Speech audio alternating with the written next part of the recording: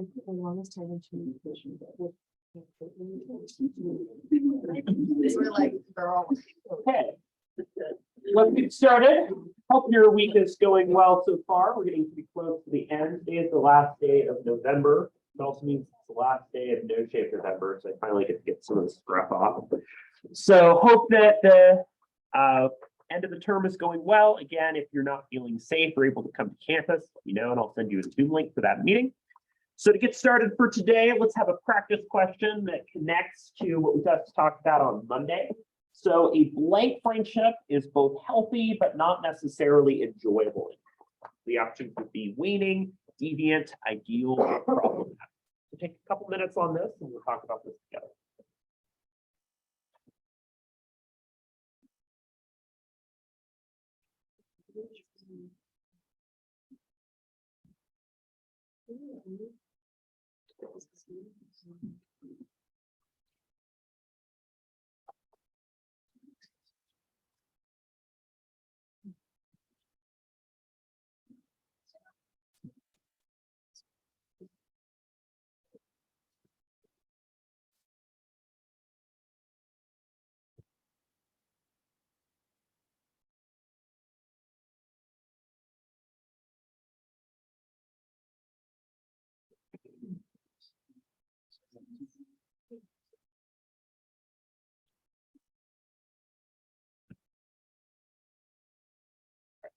Would anybody like some more time?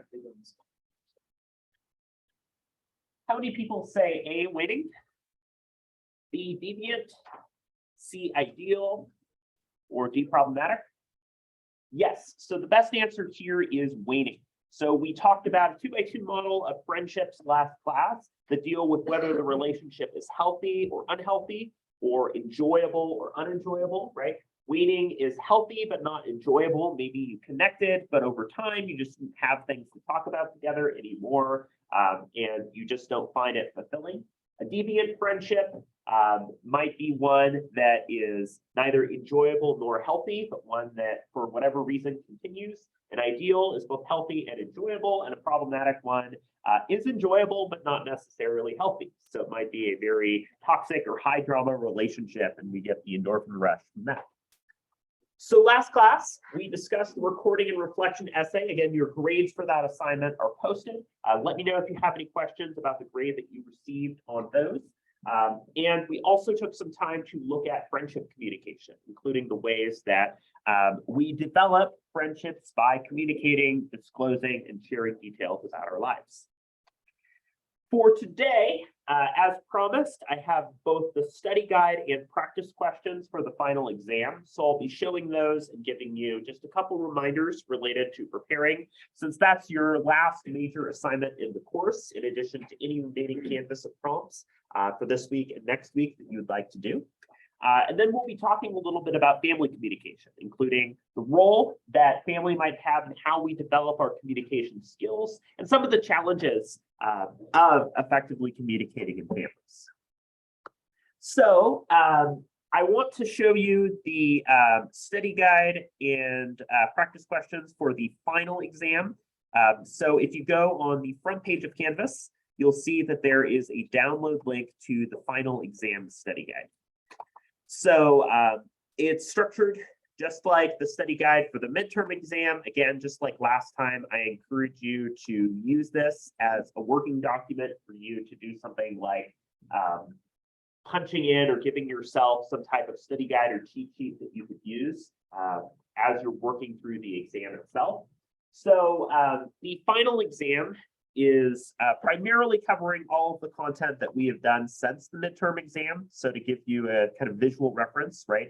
We did the first 4 weeks of the term. During week 5, we did the midterm. During week 6, we had a unit on talking and listening. During week 7, we did mediated communication. The week before Thanksgiving break, we talked about relationships and relational communication. This week, we're looking at friendship and family communication.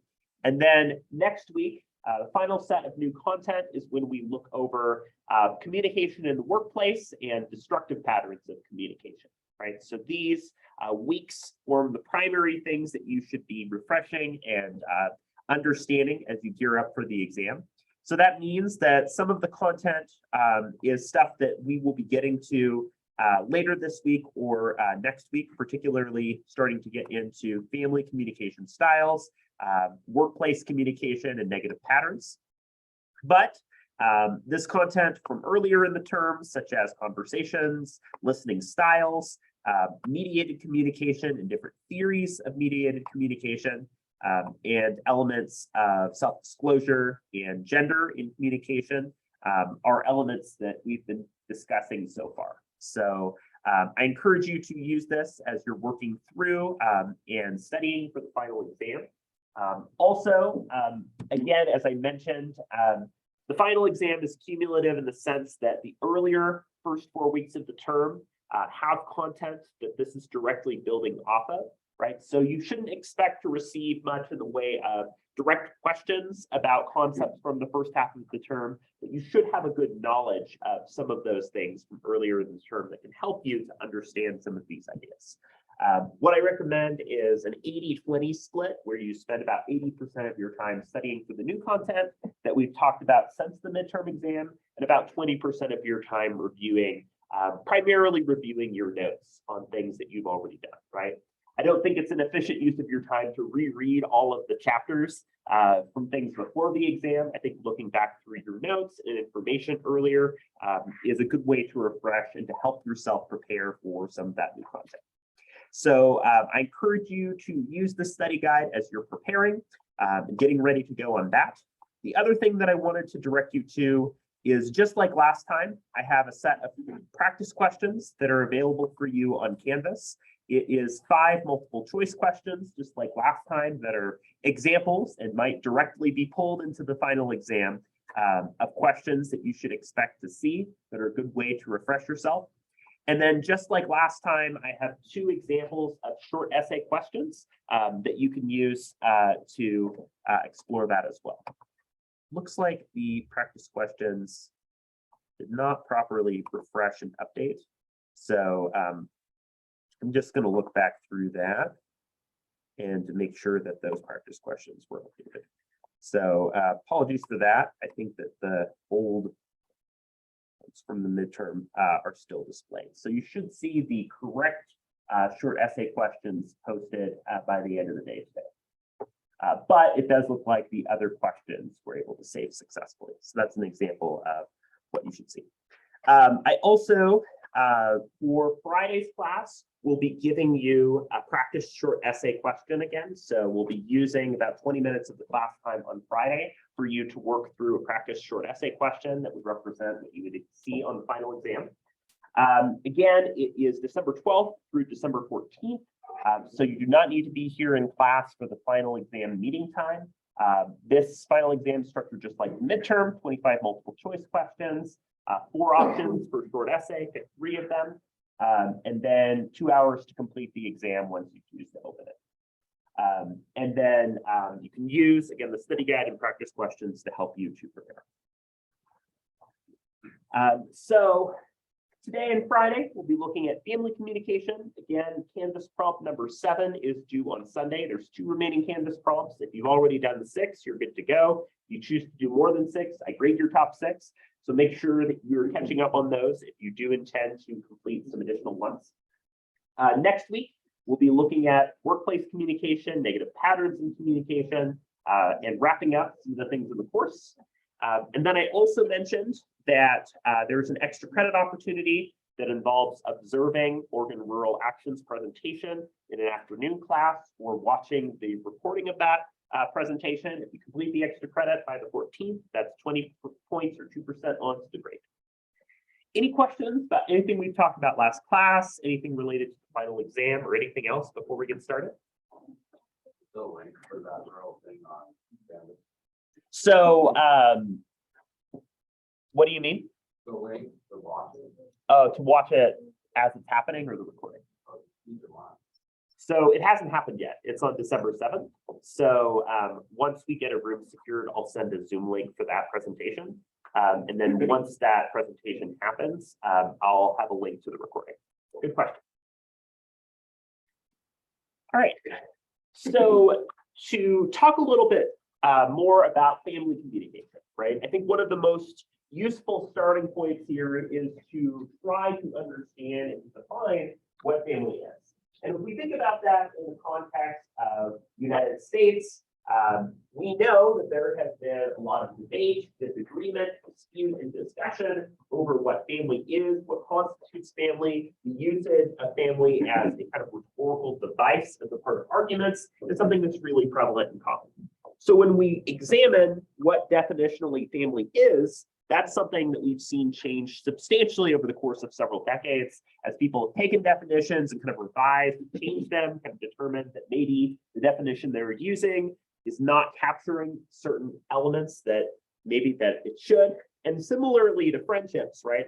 A family is something that we oftentimes think about and hear without necessarily fully unpacking what it is that we would define, right? So we know what somebody's a friend, we know somebody is a member of our family. We might not necessarily have that hard-coded definition. We were forced in a quarter and asked to describe what family is, full definitions of that. So defining family is also something we've seen changed over time with culture, right? Particularly, we've seen a greater emphasis on language such as chosen family to describe individuals that are not necessarily connected by blood or by adoption, but by people with whom you see an important kind of family or friend bond. Also a notion of something like a Friendsgiving or celebrating holidays or times with close friends that are considered a part of one's family, right? There's a lot of blurring of these categories. So the definition of family is one that's constantly changing through research and evaluation. But I think a working definition that is useful for us to think about here is, well, first of all, a family involves at least 2 or more people, right? You and yourselves are not a family. A family would involve a variety of people communicating at least 2. My family is very small. I just have my sister and my mom, right? So that would be an example of family unit. Family is tied by a few different things, right? One of them might be marriage. One of them might be blood, right? Having a blood relationship with somebody else is generally considered family. We also know in a lot of cases, individuals who are adopted, of course, have family and have family relationships with their adopted family. But family can also be defined by choice. And again, we've seen a much greater emphasis on that through an idea of a chosen family or individuals with whom you are very close and would consider to be family, right? So growing up, we had a lot of very close friends with whom, while we were blood related, we considered family. We had holidays where we invited them over and so on. They don't necessarily need to live together. In fact, many of you are probably away from your family to at least some capacity. Here is, excuse me, you, even if you're in the region, you probably are doing some level of commuting and spending time away. This can be by choice or circumstance, right? Sometimes people are choosing to move out and spend time away from family. Having interaction within family roles, right? So this is the idea that within the unit, you are communicating with members of that group as a family. So maybe you're delegating certain tasks, you're managing finances, you're managing a space, or there's an expectation of regular contact and communication. Creating and maintaining a common culture, right? So one good example of this is to think about the traditions and practices that you and other people do as a part of the family, right? So one example is when my family celebrates Christmas, we have what we call the Christmas chicken. It's a really silly, like stuffed chicken, really goofy looking, but it's the gag gift. And every year, whoever has it gives it to somebody else in our family, right? So the chicken is always going around. That would be an example of things that we can do to maintain a culture within a family. Economic cooperation, again, we can see this in a lot of different ways. You might share credit cards and accounts, or you might exist independently, but there's some element of cooperation in managing or dealing with finances. Deciding to have or not have children, right? Not all families do, either by choice or by circumstance. So that can be a factor in families, but not always.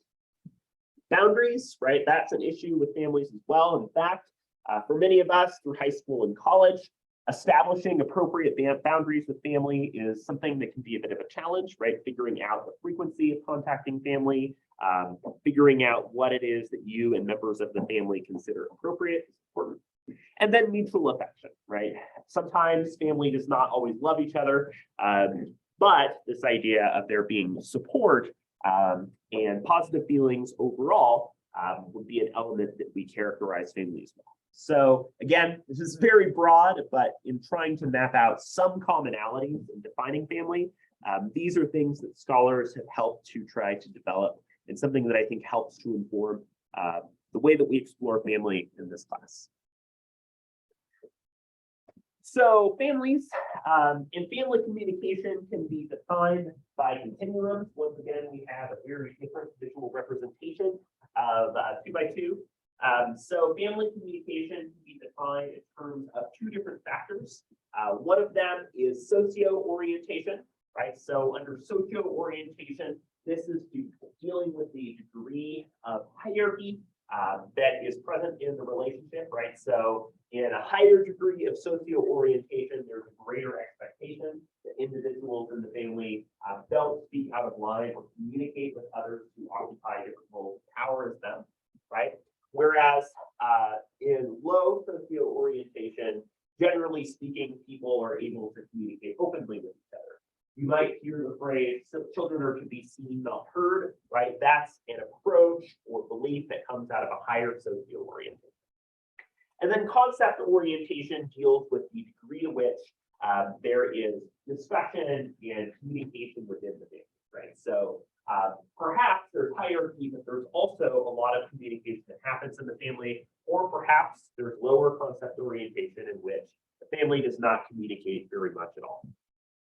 So to first understand this, we have what's considered pluralistic, right? So pluralistic can be defined as low, both socio and concept orientation.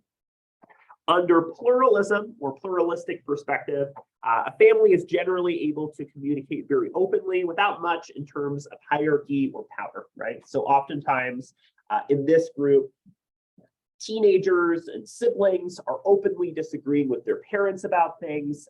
There's active conversation, it's very lively, and it's very unlikely that people are going to say, "I'm your parent," or "I have power over you, therefore that's the way it is," right? It's generally a lot of communication and it's very open. Oftentimes, people can feel very comfortable communicating. One of the challenges of this model is figuring out sort of the role of hierarchy and power and understanding how to negotiate that in other contexts. With low concept orientation and socio-orientation, you have what's called a laissez-faire, right? If you think about the term laissez-faire, it means hands off. This is a term used in economics as well to refer to an economic principle. Laissez-faire generally means that members of the family are not really actively communicating with each other. There's not really power and expectation. People just don't really catch up that much, right? So this might happen in a lot of distance contexts. I think about the opening to the TV show Schitt's Creek, where all the characters are off doing their own things and aren't really communicating, right? And they're forced to communicate with each other. In fact, a lot of TV shows like that and Arrested Development, their entire premise is that family members are disconnected from each other, and a lot of the humor comes in them trying to relate to each other. Oftentimes in a laissez-faire family, individuals are much more focused on friendships and developing friendships rather than relationships with other families. So people are oftentimes independent, but might struggle to form meaningful family relationships. A consensual family is one in which there's a lot of active communication, but there's also some degree of power that is impacting how members of that family communicate. For instance, maybe you're at the Thanksgiving table and you're communicating very lively conversation about areas where you might disagree on politics, social issues, and that type of thing. But maybe there's a line there where you know that you shouldn't speak out of line or insult somebody or go against what's considered appropriate.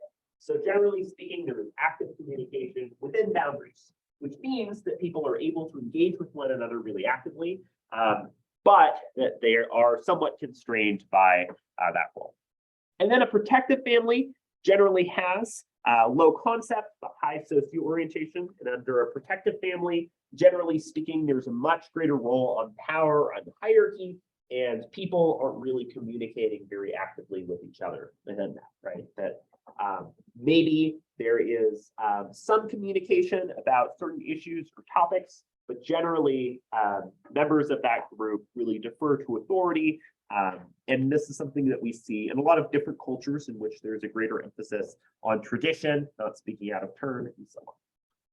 So these help us to understand some of the differences in how families and the ways that they're structured might choose to communicate with each other. We also have this idea known as family systems theory. And one really easy way of thinking about family systems theory is to think about it as cogs in a machine, right? If we think about a family and how a family communicates, oftentimes it's incredibly complex because it's based on all of the dynamics of the relationship, and it's also based on the history and shared understanding members of that family have. We talked a lot about the role of context and high context culture, and a family in many ways offers that high context too, right? So maybe you were spending time with them over the holidays, maybe you were traveling, or maybe you're in something like a group chat or message, and there's a whole lot of stuff going on, right? My partner's extended family is very large, and they have a group chat in which there's all sorts of stuff going on. Like people are talking about memes about depression, people are throwing things over the fence to their neighbor's house. People are doing all sorts of stuff all at once. It's chaos, right? It's all these different parts that are operating with each other. So family systems theory is a framework for understanding the sheer complexity of a family. If you're a friend visiting another family, there's a good chance that there's a whole lot of subtext and you're jumping into something that at times can feel a little bit overwhelming. And the number of people and the way that people communicate and the expectations of people in that group. So family systems theory is characterized by a lot of different things. One of the biggest ones is this idea of interdependence, right? That family members are interdependent with each other, either through economic needs, sharing resources, through trying to fulfill needs with one another. That they have that degree of connection and relationship with each other that's present, at least to some extent. There's also this notion of wholeness, right? So one way of understanding this is the idea that when you're observing a behavior that people in a family are doing, you need to observe that within a broader context. So just because you see two siblings who are fighting with each other does not mean that they hate each other and that they have a bad relationship. In fact, you might have a parent who clarifies that they do this all the time, that they bicker and that they make up. They're actually really close, right?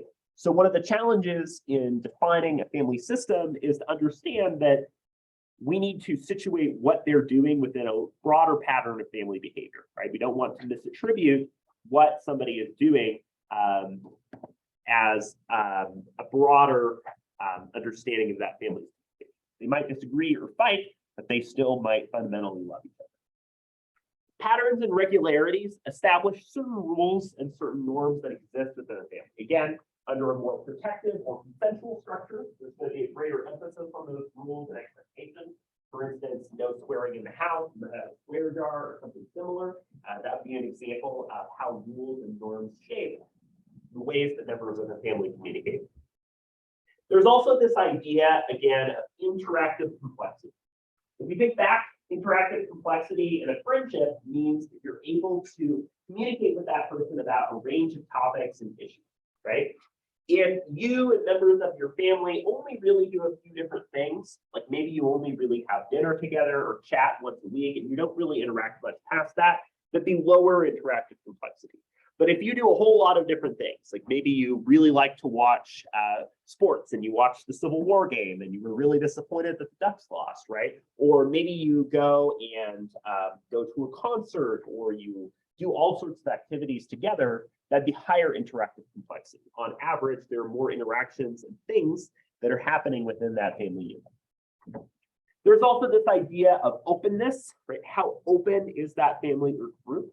For instance, one thing that I've noticed for some holidays like Thanksgiving is that some families will, as a practice, invite people who are not members of their family to participate, give them, warm food and a place to stay if they need. So complex structures oftentimes happen in relationships too. And I came from a therapist household, and they reminded me that oftentimes a triangle, a group of three, can be a destructive pattern of family relationships, because sometimes you get two people who are ganging up on and alienating the third person in the group, right? So maybe Ralph and James are arguing, and they gang up against Shelley, who's an oldest, who's a youngest sibling, and maybe gets disproportionately picked up, right? So that would be an example of how family dynamics and complex relationships might play out. Or maybe Polly is not on speaking terms with Shelley, but is on speaking terms with James. James is on speaking terms with Shelley. So James oftentimes serves as the intermediary between Polly and Shelley, right? There's a lot of examples like that of the nuance and complexity and disagreement that oftentimes can come up in families. Some family members and siblings might be a lot closer than each other. So those things can oftentimes create a unique and somewhat tangled web. And then there's this idea of equifinality, that at the end of the day, members of the family might be reaching the same goal, but they're trying to do so through different means. That when we study how families communicate and work, well, some of them are still able to achieve the intended result, but do so through a lot of other means. A good example of this, again, is some family members who choose to have shared financial accounts and credit cards, others who do so independently and maybe use things such as Venmo to make exchanges with each other, right? So the degree to which people use different strategies to get to their goals would be considered equifinality. I want to show a couple examples from shows that I think highlight some good examples of the complexity of family communication. These shows came out 2 or 3 years ago. A lot of them wrapped up pretty recently. One example, right, fresh off the boat, another One Day at a Time. And I think what these clips highlight are the unique ways in which family dynamics play out, and family relationships show us unique elements of communication. So I show these, and if you're watching, I encourage you to notice some of the ways that family members communicate and how that family communication can reflect unique elements of culture and expression.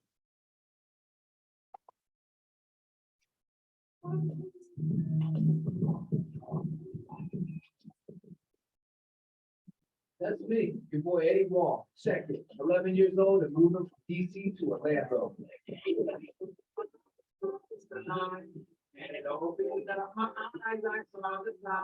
my dad. He loved everything about America.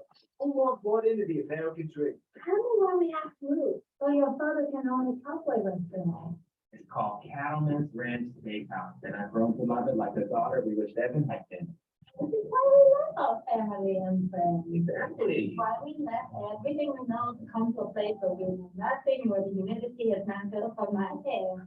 This is my mom. My dad's American dream was her nightmare. Where are all the customers? There's hardly anyone here, and that table is only drinking water. Hey, why you not drink beer? Me, my American dream was to fit in. Why do all your shirts have black men on them? Victoria's CIT. You be a DCA man. Come to us. Oh, what is this? Get out of here. Do you mean anything worse? I need white people on trial. What is the store so excited about? If we get separated, try and join a white family. You will be safe, Sarah, until I can find you. I used to tell these monkeys back in DC. They make me feel so calm.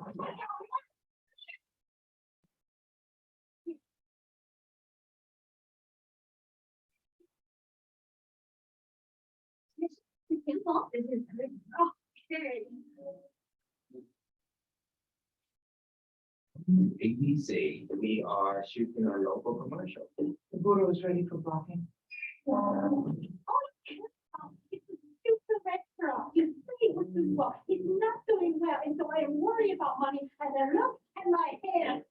My hair is terrible. Family comedy. Well, here now we have to make the best of it. So I think a lot of examples, right, in this clip are speaking to generational differences and challenges with family communication, right? So this is a Taiwanese American family, but you have first versus second generational differences, right? So the children are growing up in the United States and experience very different elements of culture and identity. So that's a lot of the source of humor and disagreement in communication is trying to understand those generational differences, right? We have children who might feel some level of shame and challenges with integration of culture. They bring, their traditional lunch and it's made fun of, but they find ways to connect and talk about topics in a way that might be different. So culture, of course, can be deeply connected to family, and culture might be experienced very differently across different generations, right? First versus second generation. One Day at a Time is another example of a TV show that I think highlights a lot of really unique elements of family communication. And then maybe later you can show me how to turn into a bat. Your mom's kind of mean. I'm obsessed with her.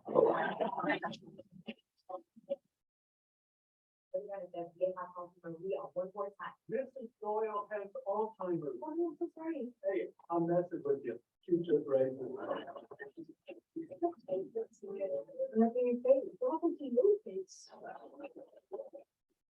Just hanging out with my friends. We talk to friends on.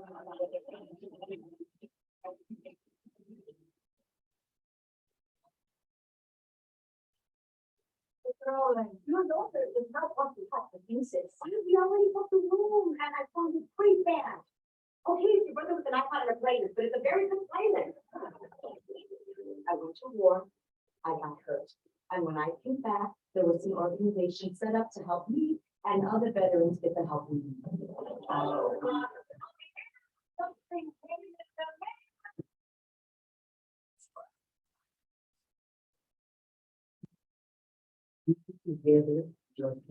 It's time to leave. You thought I was supposed to keep it together. That's true. So I think this is an example of what we might consider a consensual family. So there's the interaction, right, between the mother and son where, he is starting to get into language that's not appropriate for that relationship, but he corrects himself, right, is like, oh, I talk with my friends that way. So there's a lot of openness and perhaps warmth in how the family communicates, but still some expectation and boundaries about that communication. And again, we see the kind of generational differences, grandmother, mother, and children in how they communicate, engage with culture, and relate to one another, including the role of tradition and practices that might be more common in some of the older generations. So we see a lot of examples, again, of shows and films that look at family structures and family relationships, right? I could name a lot of other examples of media examples that do this. There's a good chance that shows that you might like to watch fit under that framework too. But I think that they help us to uncover some of the broader communication patterns that can come up.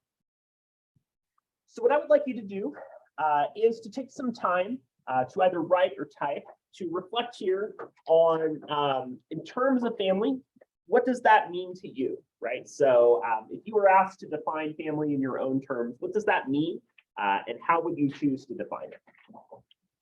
And then we also have the chance to talk about family systems theory. I want you to pick 2 of the characteristics of family systems theory and take some time to explore how those characteristics might apply to you. So in what you're defining as family in your life, what are 2 patterns that you're particularly noticing?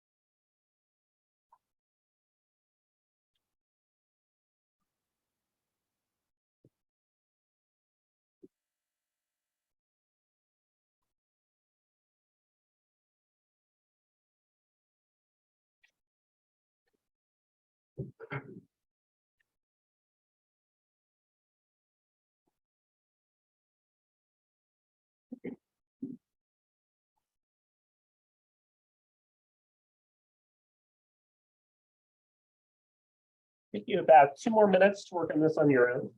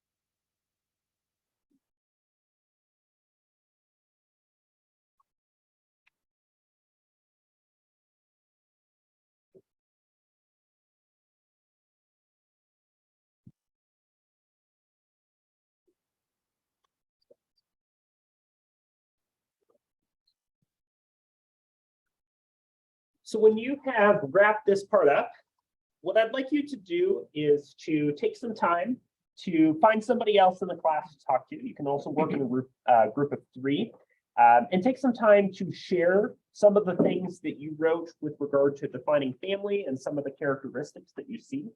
And as you're chatting, take some notes for yourself and jot down as part of your attendance some of the things that you're noticing as both similar and different in the ways that your family patterns and systems are happening.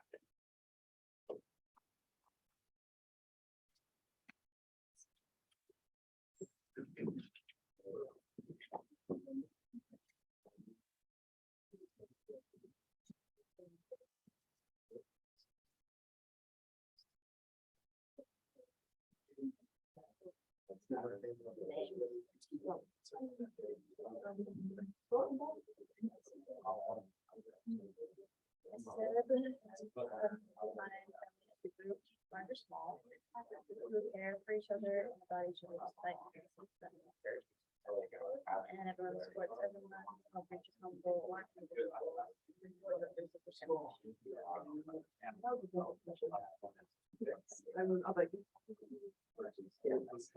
like the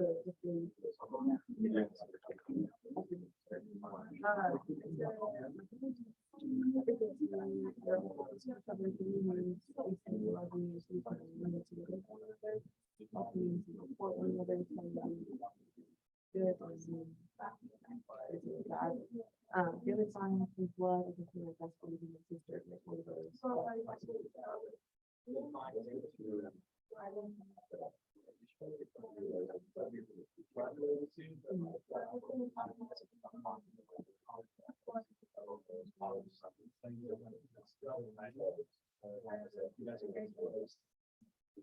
Well, I said, I said, I care about the connections that I have with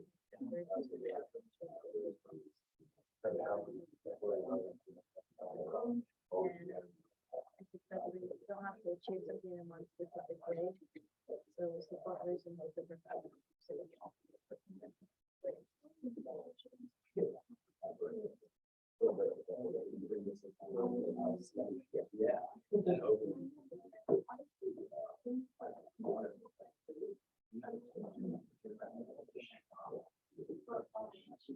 I like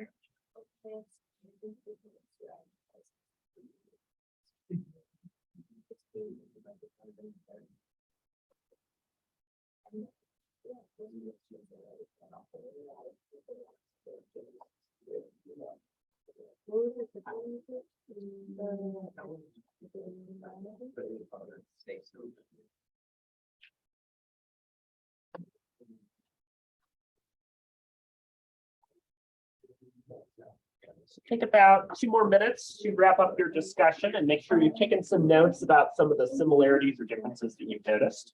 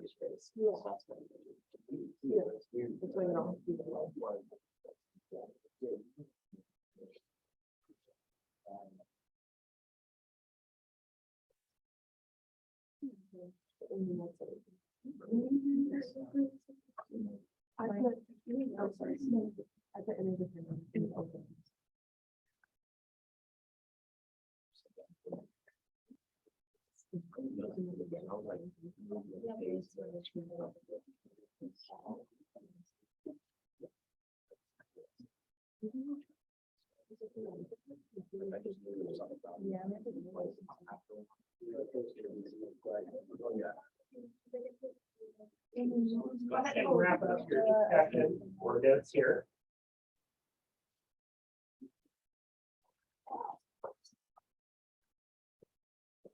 So in hearing some of the things that you all were sharing, there were a few patterns that I noticed with regard to some of the things you shared about family systems. One of them being interdependence and openness being some of the most common characteristics that were highlighted. Oftentimes we feel a sense of close connection through our upbringing, through our relationships that we've cultivated, that we continue to rely on, right? And that's as simple as establishing an emergency contact or being asked to define who your family is and having an easy response. Also, the degree to which people felt their ability to express their relationships is something that I noticed as well. People also brought up some of the ways in which oftentimes there's practices and things that we do that, you know, might start to become a little bit annoying or obnoxious. They're part of the family, they're part of the culture and the way that the family communicates. For example, waking somebody up in the middle of the night,